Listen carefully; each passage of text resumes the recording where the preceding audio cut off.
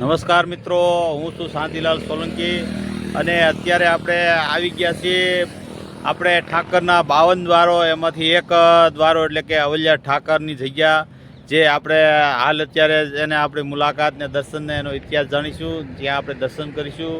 અને અત્યારે સાંજના 5 વાગવા આવ્યા છે, તો શક્ય હશે તો આપણે આરતીના પણ દર્શન કરીશું, લાઈવ કરીશું.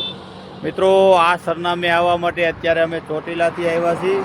ચોટીલાથી 5 કિલોમીટર થાય અને આમ થાન જે 12 કિલોમીટર થાય છે, જેના સેન્ટરમાં જ આ અવલિયા ઠાકરનું જે બોર્ડ આવે છે, જે વળાંક છે, ફૂલ રાઉન્ડ સર્કલ રોડ બને છે, ત્યાં જ આ મારી પાછળ તમે જોઈ શકો છો જે સામે અવલિયા ઠાકરની જગ્યા છે. મિત્રો, તો ચાલો આપણે જઈએ અને આપણે જગ્યામાં ભગવાન શ્રી કૃષ્ણના બહુ 200 વર્ષ જૂનું લગભગ પૌરાણિક મંદિર છે, જેનો ઇતિહાસ આપણે જાણીશું, દર્શન કરીશું કાળિયા ઠાકરના. તો ચાલો આપણે જઈએ.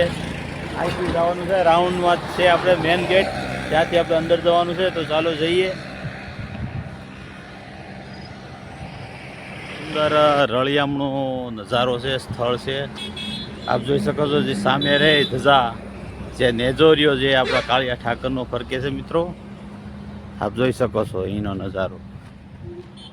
સામે નદી છે, જે કાળિયા ઠાકરે ઘીની નદી ચાલુ કરાવી હતી, એ જ આ સ્થળ છે. મિત્રો, આપ જોઈ શકો છો અહીંનો નજારો ખૂબ સુંદર જ છે. આ થાનની પાચાળ ભૂમિ ઝાલાવાડ પંથક કહેવાય.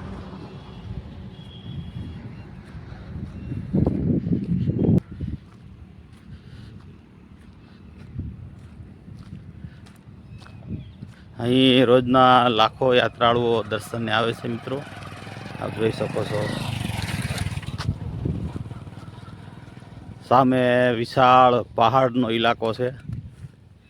બધા અહીંથી જ આપણે અંદર જવાનું છે. આ જે રોડ ઉપર ચડે છે તે જ સામે જે ગેટ દેખાય છે એ અવલિયા ઠાકરનો મુખ્ય પ્રવેશ દ્વાર છે. મિત્રો, આપ જોઈ શકો છો અહીંયા નાની નાની ડેરીઓ કરેલી છે. બધાએ જે દર્શને આવે છે, જે અહીંયા પથ્થરની ડેરીઓ કરે છે, મિત્રો, તે આપને જોવા મળે છે. આપ જોઈ શકો છો.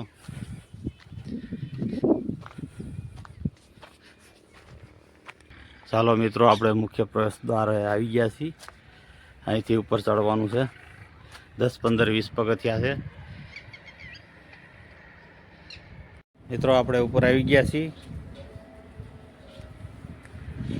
ઉપર આવતાની સાથે જ આ 2 મંદિર દેખાય છે, એના પણ આપણે દર્શન કરીશું.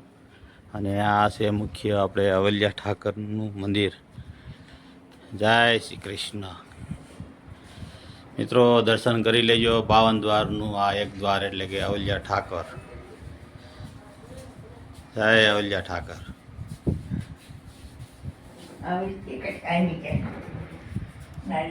જોઈ શકો છો મિત્રો, અહીં પણ એક આ વૃક્ષની નીચે સમાધિ છે, જેનો પણ આપણે ઇતિહાસ જાણીશું. મિત્રો, દર્શન કરી લો. સામે પણ 2 મંદિર છે. મિત્રો, ચાલો આપણે દર્શન કરીએ. જય હનુમાનજી મહારાજ. મિત્રો, મોટી શિલામાંથી આ ઘડેલી એક મૂર્તિ છે, બહુ પૌરાણિક. દર્શન કરો. અને એવી જ રીતે આ ગણપતિ દાદાની મૂર્તિ છે. જય ગણપતિ દાદા. આપ જોઈ શકો છો અહીંનો નજારો. ખૂબ જ સુંદર છે. મિત્રો, એક હિલ ઉપર છે, અહીં ધૂણો આવેલો છે. સામે પૂજ્ય બાપુનો રૂમ છે અને મોટી ઓસરી છે. મિત્રો, આપ જોઈ શકો છો અવલિયા ઠાકરનો નેજો. મિત્રો, આ નીચે નળિયાવાળું રસોડું છે અને સામે ભોજનાલય છે વિશાળ. તો ચાલો મિત્રો, આપણે પહેલાં વિશાળ ભોજનાલયની મુલાકાત લઈ આવી, જે અહીંથી ને પણ જવાશે અને અહીંયા પણ સીડી છે, તો આપણે અહીંથી જઈશું.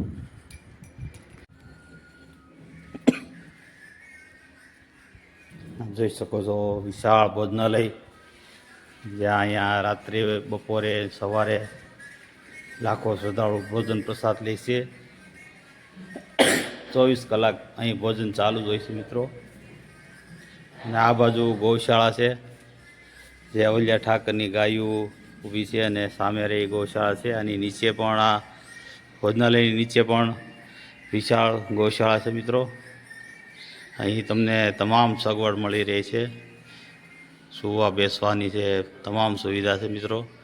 તો ચાલો આપણે ઉપર જઈએ અને ઉપરની આપણે બધી માહિતી લઈએ. ત્યાં દેશી ચૂલા ઉપર રસોઈ થાય છે. અવલિયા ઠાકરનું આ રસોડું છે, આપ જોઈ શકો છો. બાજરીના રોટલા, અડદની દાળ, દૂધ, છાશ, સેવકો શાક સુધારે છે મિત્રો.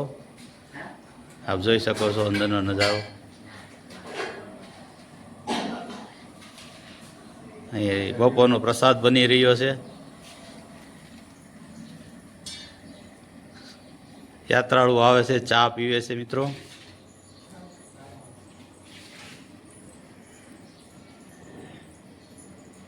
ફક્ત 3 પગથિયા છે. આ ભોજનાલયનું ટેરેસ આવી ગયું, એટલે કે ધાબુ વિશાળ આપ જોઈ શકો છો. અહીંનું સામે પણ એક ટેકરી પર મંદિર છે. આજે સામે દેખાય એ થાન બાજુનો રોડ છે, અને આ ડેરીની બાજુમાં, મંદિરની બાજુમાં દેખાય એ ચોટીલા રોડ છે. આપ જોઈ શકો છો અહીંનું સુંદર લોકેશન છે મિત્રો. રાત્રે અહીં તો એક નજારો ખૂબ અલગ જ હોય છે. આ તમને ભોજનાલયના ટેરેસ ઉપરથી તમને હું લોકેશન બતાવું છું મિત્રો, લાઈવ. આપ જોઈ શકો છો સામે જ મંદિર છે. ખૂબ જ સુંદર રમણીય સ્થળ છે મિત્રો. તો મિત્રો આપણે હજી ઘણું બધું, બાપુ જો અત્યારે છે નહીં, રૂમમાં છે, બહાર આવે તો આપણે અવલિયા ઠાકરનો ઇતિહાસ પણ જાણશું અને રાત્રિની આરતીનો પણ લાભ આપણે લઈશું. તો મિત્રો વિડીયોમાં બના રહેજો. શાંતિલાલ સોલંકી ગુજરાતી બ્લોગ ચેનલને સબસ્ક્રાઈબ કરવાનું ભૂલતા નહીં. સાથે નીચે આપેલું બેલનું બટન દબાવવાનું ભૂલતા નહીં, જેથી કરીને હું તમને આવનાર નવા બ્લોગના નોટિફિકેશનથી તમને જાણ કરી શકું. તો મિત્રો વિડીયોમાં બના રહેજો. હજી આ સ્થળનું આનો આપણે ઇતિહાસ જાણવાનો છે, આની સંપૂર્ણ માહિતી આપવાની છે તમને. તો ચાલો મિત્રો, બાપુ આવ્યા હોય તો આપણે એમની મુલાકાત કરીએ, એના દર્શન કરીએ. જય અવલિયા ઠાકર.